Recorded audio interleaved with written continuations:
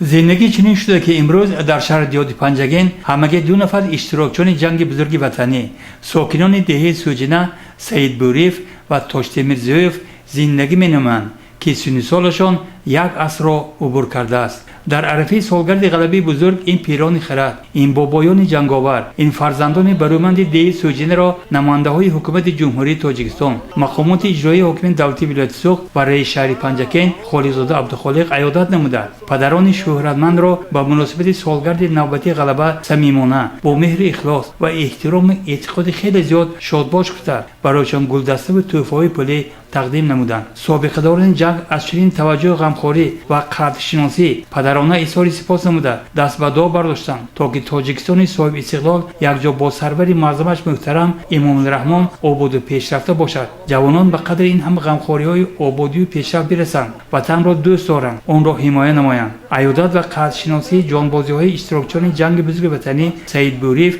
و تاشتمیر زویف در متیشترین جنگ جهانی دلیل بوده است با آن حقیقت زندگی که هیچ کس و هیچ چیز فراموش نشده و هیچ وقت فراموش نخواهد شد. یزدان قل مولانوف، نیک محمد مرجانوف از جماعت دیهات سوجنه.